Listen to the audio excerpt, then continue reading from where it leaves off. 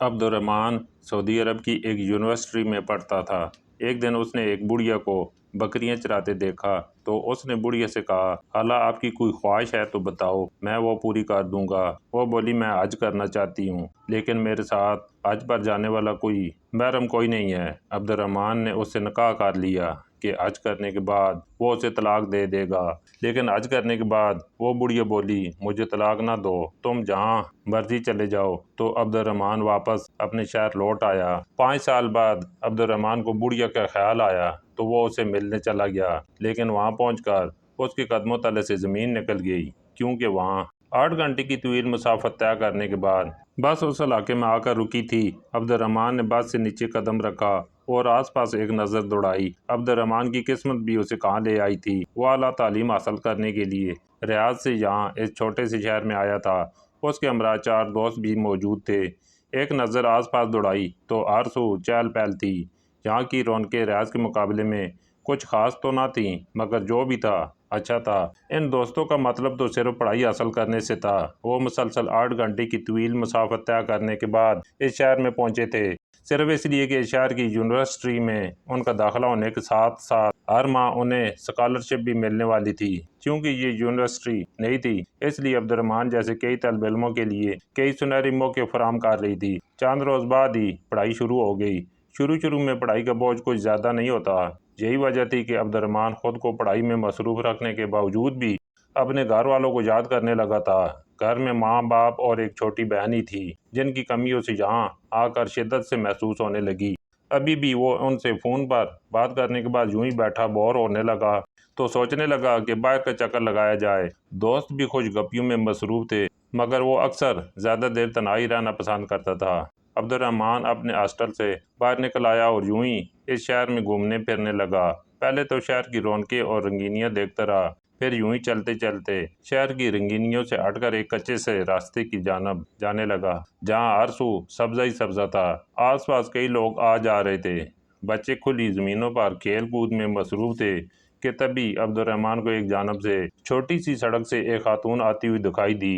نہ چاہتے ہوئے بھی وہ اس خاتون کو دیکھنے لگا، جو کہ بوڑھی تھی۔ سر کے بال اس کے سفید ہو چکے تھے، مگر اس کے باوجود بڑی سلیقے سے اس نے اپنے سر پر دوپٹہ اوڑھ رکھا تھا۔ ہاتھ میں ایک لاٹھی تھامے وہ اپنی بکریوں کو ایک قطار میں آگے کی جانب لے کر جا رہی تھی۔ اتنی زیادہ بکریوں کا ریوڑ اور وہ اکیلی جان، ان سب کو لاٹھی سے اشارہ کرتی ایک جانب کو لے کر جا رہی تھی۔ وہ منظر کچھ ایسا تھا کہ عبد الرحمن وہیں پر روک کر دیکھنے لگا۔ وہاں پر آس پاس سوائے اس کے اور کوئی بھی موجود نہیں تھا۔ وہ بکریاں بھی جیسے اس کا ہر حکم مان رہی تھیں۔ وہ اگر کہتی کہ اس طرف چلو تو بکریاں تو جیسے کسی انسان کی طرح اس کی ہر بات پر عمل کرتی اسی جانب رخ کر دیا کرتی تھی۔ عبد الرحمن بغور اس عورت کو وہیں پر کچھ دوری پر کھڑا دیکھنے لگا۔ ایسا نہیں تھا کہ وہ کچھ غلط سوچ رکھنے والا شخص تھا یا نیت میں کھوٹ تھی۔ در حقیقت عبد الرحمن کی نظر نہ جانے اس کے چہرے میں کیا کھوج رہی تھی۔ بے ساختہ اس کا دھیان بوڑھی عورت کی جانب گیا۔ بوڑھی عورت اس عمر میں یہ سارے کام کرتی پھر رہی تھی۔ نہ جانے اس کا کوئی والی وارث تھا بھی کہ نہیں، جو اکیلی یہ ساری ذمہ داری اٹھا رہی تھی۔ کچھ ہی دیر بعد وہ اپنی بکریوں کو لیے ایک چھوٹے سے گھر کی جانب چل دی، جس کی چاردیواری اس قدر چھوٹی تھی کہ وہ گھر کے اندر چلی گئی، اس کے باوجود دکھائی دے رہی تھی۔ بوڑھی عورت نے اپنی بکریوں کو ایک جانب باندھا اور پھر اندر کمرے میں چلی گئی۔ تبھی ایک شخص وہاں سے گزرا، جو کہ اس علاقے کا رہنے والا تھا۔ عبد الرحمن اس سے پوچھنے لگا کہ بھائی، یہ بوڑھی عورت کیا اس مکان میں اکیلی رہتی ہے؟ اس کا شوہر یا بیٹے بھائی کدھر ہیں؟ یہ سن کر وہ شخص گہری سانس خارج کر کے بولا، ارے بھائی اب کیا بتائیں تمہیں، اب تم پوچھ ہی رہے ہو تو سنو، میں خود بچہ تھا تب سے اسے اکیلا ہی یہاں پر دیکھ رہا ہوں۔ یہ خاتون 18 سال کی تھی جب شادی ہو کر اس علاقے میں رہنے کے لیے آئی تھی۔ اس کا شوہر بڑا ہی نیک اور خدا ترس قسم کا شخص تھا، سارے گاؤں میں ان کی بڑی عزت تھی، مگر شادی کے چند ہفتوں بعد ہی اس خاتون کا شوہر وفات پا گیا۔ ساس سسر تو سر پر موجود نہ تھے۔ آس پاس کے لوگوں نے تو یہ کہہ کر جینا حرام کر دیا کہ دیکھو تو کیسی منحوس نکلی، آتی ہی اپنے شوہر کو کھا گئی۔ مگر چند روز بعد یہ خبر بھی سامنے آئی کہ یہ خاتون حاملہ ہے۔ یہ خبر ان خاتون کے لیے بڑی خوشی کی خبر تھی کہ ان کے شوہر کی نشانی ان کے پاس آنے والی ہے، مگر یہاں پر بھی ان لوگوں نے انہیں چین نہیں لینے دیا۔ طرح طرح کی باتیں ہونے لگیں، لوگ انہیں برا سمجھنے لگے، کہنے لگے کہ یہ خاتون بھلا کیسے حاملہ ہو سکتی ہے، اس کے شوہر کو مرے ہوئے تو وقت بیت چکا ہے۔ ایسی باتیں سن کر تو وہ خاتون روتی رہتی، اپنے گھر سے باہر نکلنا بھی چھوڑ دیا، اور پھر یہ خبر ملی کہ اس خاتون کا ہونے والا بچہ وقت سے پہلے ہی مر چکا ہے۔ اس کے بعد کئی لوگ آئے اور کئی لوگ گئے، سب اپنی اپنی زندگیوں میں مصروف ہو گئے، مگر بوڑھی خاتون یوں ہی تنہا اس گاؤں میں اپنی بکریوں کے ساتھ رہنے لگی۔ کتنی دیر عبد الرحمن وہاں پر کھڑا اس خاتون کے گھر کو دیکھتا رہا، جو اس گھر کے سارے کام اکیلی کر رہی تھی۔ بہرحال وقت کافی بیت چکا تھا، اس لیے وہ واپس اپنے ہاسٹل میں آ گیا۔ چند روز بعد دوبارہ شام کے وقت چہل قدمی کے لیے وہ نکلا تو ایک مرتبہ پھر اس راستے سے اس کا گزر ہوا۔ وہ بوڑھی خاتون اسے ایک مرتبہ پھر نظر آئی۔ اس کے دل میں اس خاتون کے لیے ایک عجیب سی انسانیت پیدا ہو گئی۔ اس کا دل چاہا کہ وہ جا کر اس بوڑھی خاتون سے بات کرے، اس سے اس کے بارے میں پوچھے، مگر یہ سوچ کر قدم روک لیے کہ وہ خاتون کیا سوچے گی۔ نہ ہی وہ اس کا کوئی رشتہ دار ہے اور نہ ہی کوئی جان پہچان، بھلا ایسے کسی کے گھر جا کر اس سے بات کرنا، کہیں اس خاتون کو برا ہی نہ لگ جائے۔ یہ سوچ کر وہ وہیں پر چہل قدمی کرتا رہا، مگر اس کے گھر اندر جا کر یا اس خاتون سے کوئی بات کرنے کی کبھی ہمت نہیں کر پایا تھا۔ موسم بدلا تو ساتھ ہی بارشیں بھی شروع ہو گئیں۔ اس رات عبد الرحمن اپنے ہاسٹل میں ہی سو رہا تھا، جب بڑی دیر تک بادل گرجتے رہے اور پھر زور و شور سے بارش کی آواز آنے لگی۔ اس کی آنکھ کھل چکی تھی۔ وہ اٹھا اور اٹھ کر کھڑکی سے باہر کا منظر دیکھنے لگا۔ آسمان پر ابھی بھی بجلی کے چمکنے کا آثار نمایاں تھے۔ تبھی اسے اس بوڑھی خاتون کا خیال آیا، جو کہ اس کچے چھوٹے سے جھونپڑی نما گھر میں رہ رہی تھی۔ جس قدر طوفان تھا، اسے تو اس بڑھیا کی فکر ہونے لگی تھی۔ وہ رات جیسے تیسے گزری اور اگلی روز وہ پڑھائی کے بعد اس علاقے کی جانب جانے لگا۔ آج تو وہ ہر حال میں اس بوڑھی خاتون سے بات کرنے والا تھا۔ کل رات کے مقابلے میں آج موسم صاف تھا، سورج پوری آب و تاب سے چمک رہا تھا۔ جیسے ہی وہ اس گھر کے باہر پہنچا تو بوڑھی عورت نے گھر میں مٹی سے گارا بنا کر رکھا تھا۔ وہ اکیلی جان اپنی چھت کو اس سے لیپ رہی تھی۔ پہلے چھت پر مٹی لیپتی رہی، پھر وہ سیدھا سی سیڑھی اتر کر دوبارہ مٹی بھر کر اوپر لے جاتی۔ عبد الرحمن گھر میں داخل ہوا اور بوڑھی خاتون کو سلام کیا۔ بوڑھی خاتون نے بھی مسکرا کر سلام کا جواب دیا۔ پھر رسمی سلام و دعا کے بعد عبد الرحمن نے اس خاتون کو بالٹی میں مٹی بھر کر دینا شروع کی، تو وہ خاتون منع کرتی رہ گئی کہ میں کر لوں گی، تم اتنی مشقت مت اٹھاؤ۔ مگر عبد الرحمن تو جیسی دل ہی دل میں سکون محسوس کر رہا تھا۔ سارا کام کروانے کے بعد وہ وہیں صحن میں بیٹھا تھا کہ خاتون عبد الرحمن کے لیے میٹھی گڑ کی بنی روٹیاں لے کر آئی تھی، جسے کھا کر تو جیسے اس کی تھکاوٹ اتر چکی تھی۔ اس نے مسکرا کر بوڑھی خاتون کا شکریہ ادا کیا، پھر یوں ہی سوچتے ہوئے کہنے لگا، خالہ، کیا میں آپ کی کوئی ایسی خواہش ہے جو ادھوری رہ چکی ہو، کوئی ایسی تمنا جو آپ کے دل میں موجود ہو؟ ہر انسان کی طرح آپ بھی چاہتی ہو کہ بس ایک بار آپ کی وہ خواہش پوری کر دی جائے۔ یہ سن کر بوڑھی خاتون کے چہرے کا رنگ متغیر ہوا تھا، سفید رنگت میں سرخی پھیلی اور آنکھوں سے آنسو چھلکنے لگے۔ کہنے لگی، ہاں، میری بھی بس ایک ہی خواہش ہے، مگر وہ خواہش کبھی پوری نہیں ہو سکتی۔ عبد الرحمن فوراً بولا کہ مجھے بتائیں، ہو سکتا ہے میں آپ کی یہ خواہش پوری کر سکوں۔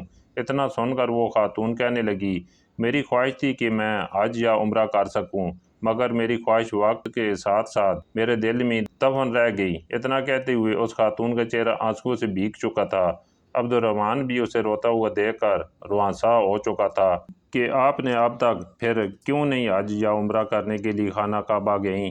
ویسے بھی یہاں سے جانے میں کوئی خاص خرچ تو نہیں ہوگا، پھر آپ کے پاس رقم نہیں تھی؟ عبد الرحمن اس خاتون سے باتیں کرنے لگا۔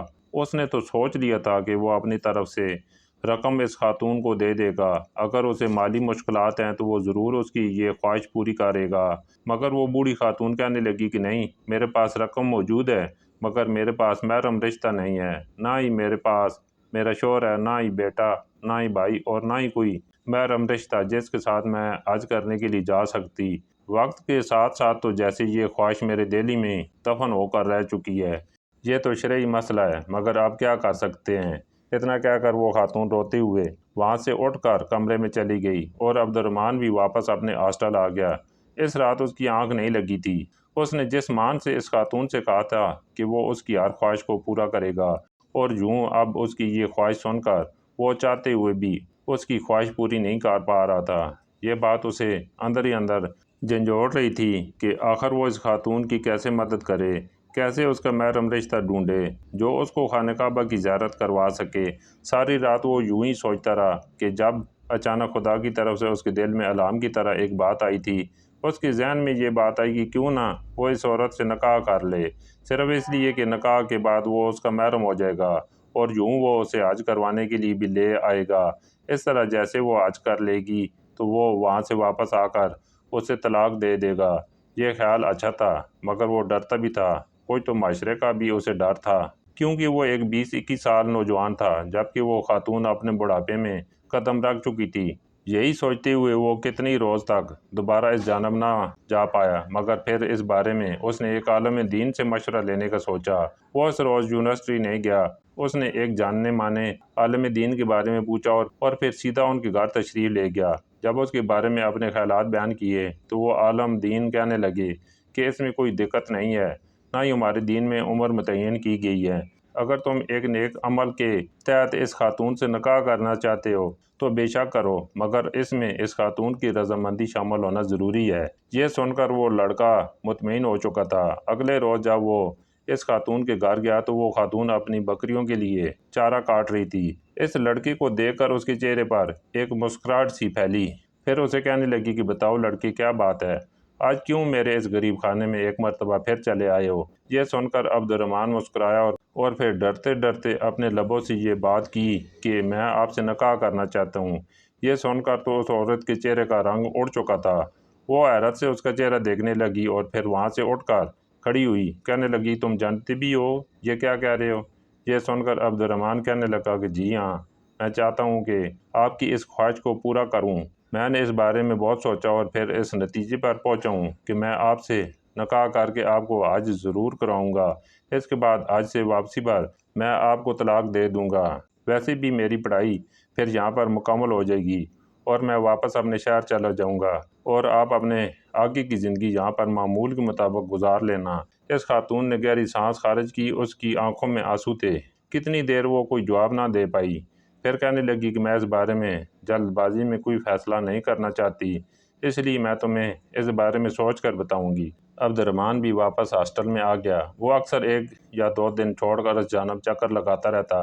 جب ایک روز اس کے ہاسٹل میں ایک شخص اسے پیغام دینے آیا کہ وہ بوڑھی خاتون اس سے ملنا چاہتی ہے، اس کے ساتھ موجود لڑکے حیرت سے اسے دیکھنے لگے کہ آخر یہاں اس کی کون سی رشتہ داری نکل آئی۔ بہرحال وہ سب کو نظر انداز کرتا ہوا اس خاتون کے گھر پہنچا۔ جب اس کے گھر داخل ہوا تو وہ ایک جانب کو بیٹھی ہوئی قرآن مجید کی تلاوت کر رہی تھی۔ اس کی موجودگی محسوس کر چکی تھی مگر اس نے تلاوت جاری رکھی۔ پھر تب تک عبد الرحمن ایک جانب بیٹھا رہا۔ جب خاتون قرآن پاک پڑھ چکی تو اس کی جانب مخاطب ہو کر کہنے لگی کہ لڑکے، میں نے تمہاری بات پر بہت غور و فکر کیا، ہماری نیت کیا ہے یہ ہمارا رب بخوبی جانتا ہے، اس لیے میں تم سے نکاح کرنے کے لیے تیار ہوں۔ یہ سن کر عبد الرحمن بھی مطمئن ہو چکا تھا۔ اگلی روز اس نے اپنے دوستوں کا ساتھ لیا اور اس خاتون کو بھی اپنے ساتھ لے کر عدالت چلا گیا، جہاں پر قاضی کے سامنے انہوں نے نکاح کیا تھا۔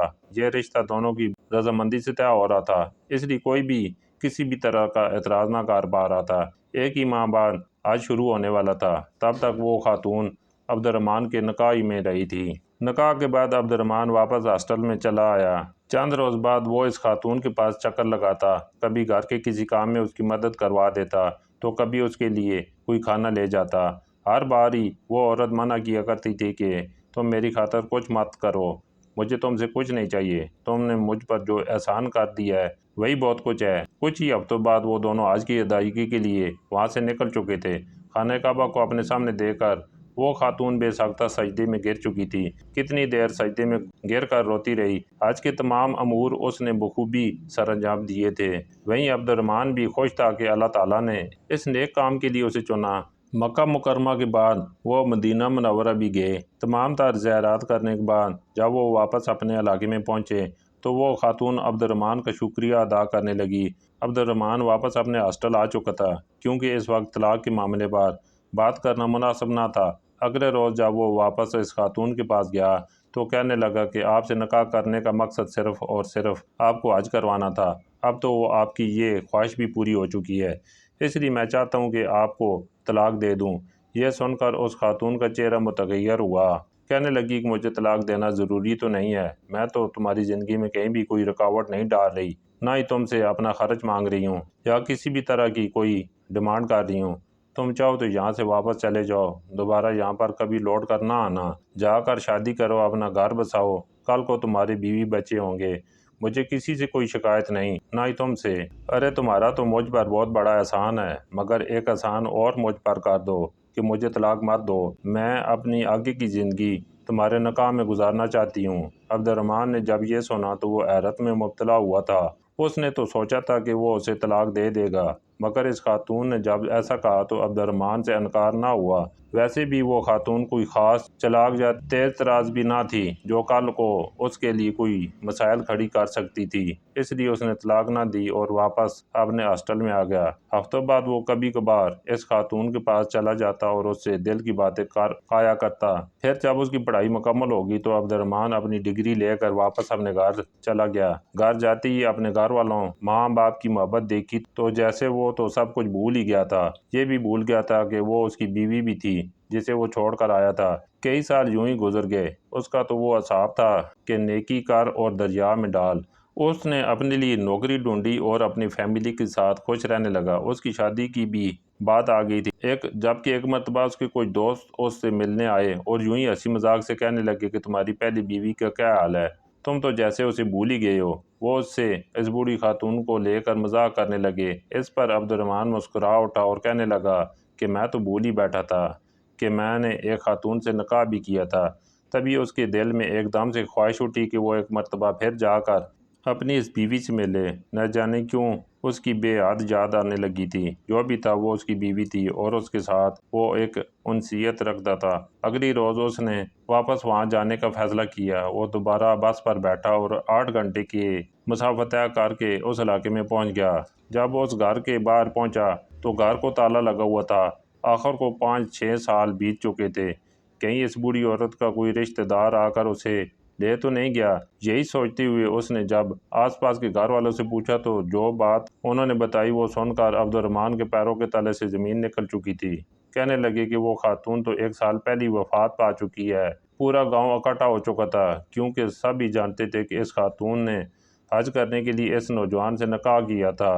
تبھی ایک بزرگ شخص جو کہ اس علاقے کی مسجد میں مؤذن تھے چلتے ہوئے عبد الرحمن کے پاس آئے اور کہنے لگے کہ یہ لو تمہاری امانت۔ عبد الرحمن نے جب دیکھا تو وہ چابی تھی اس خاتون کے گھر کی۔ کہنے لگے کہ تمہاری بیوی کی ہر چیز کے وارث اب تم ہی ہو، یہ گھر بھی تمہارا ہے۔ میں نے اس خاتون کے نماز جنازہ کے بعد اس گھر کو تالا لگا دیا اور اسی بھروسے سے تھا کہ اگر اس کا کوئی وارث آیا تو اسے دے دوں گا۔ عبد الرحمن نے وہ چابی لی اور پھر نہ چاہتے ہوئے بھی گھر کا دروازہ کھول کر دوبارہ اندر داخل ہو گیا۔ اسے یوں لگا جیسے ابھی بھی وہ خاتون یہیں بیٹھی ہوئی بکریوں کے لیے چارہ کاٹ رہی ہوگی، جیسے وہ اکثر اس سے ملا کرتی تھی۔ اس کی آنکھوں میں آنسو تھے۔ وہ چلتا ہوا اندر آیا اور کمرے کا دروازہ کھولا۔ کمرے میں موجود تمام چیزیں جوں کی توں پڑی تھیں۔ جب اس کی نظر ایک بیگ پر پڑی، اس نے جیسی بیگ کھولا تو اس میں کچھ کپڑوں کے ساتھ کچھ کاغذات بھی موجود تھے۔ وہ کاغذات ایک زمین کے تھے جس کے ساتھ ایک تحریر بھی لکھی تھی کہ میرے بعد میری یہ زمین کا مالک میرا شوہر ہوگا۔ یہ پڑھ کر تو عبد الرحمن کے ہوش فنا ہوئے تھے۔ اس نے تو سوچا بھی نہ تھا کہ اس کی یہ نیکی یوں اس کے سامنے آئے گی۔ وہ زمین اس خاتون کو اس کے چچا کی طرف سے ملی تھی۔ چونکہ چچا کی کوئی اولاد نہ تھی، وہی اس کی جائیداد کی وارث تھی۔ اس خاتون نے تو اپنی زمین عبد الرحمن کے نام کر دی تھی۔ وہ تمام کاغذات لے کر وہاں سے اپنے گھر چلا آیا۔ اس نے پہلے تو اپنے والدین کو اس بارے میں کچھ نہ بتایا۔ جب اس نے بتایا تو اس کے والد اپنے بیٹے کے سر پر بوسہ دیتے ہوئے کہنے لگے کہ بے شک تم نے بہت اچھا کام کیا تھا، بھلائی بھی کی اور بدلے میں لالچ بھی نہیں کیا۔ یہی وجہ ہے کہ خدا نے تمہیں اس انعام سے نوازا ہے۔ جب اس زمین کے بارے میں چھان بین کی گئی تو وہ زمین جدہ میں ساحلی علاقوں کے قریب موجود تھی جس کی قیمت 300 ملین ریال تھی۔ یہ سب کچھ اب عبد الرحمن کا تھا جو کہ صرف اور صرف اس خاتون کی بدولت ہی اسے مل پایا تھا۔ خدا نے اس کی نیکی کا اجر اسے دے دیا تھا۔ بے شک نیکی کرنے کے بعد اس کو بھول جانا ہی بہتر عمل ہے۔ نیکی اور احسان کا اجر لوگ دیں نہ دیں مگر ہمارا رب بہترین طریقے سے دیتا ہے۔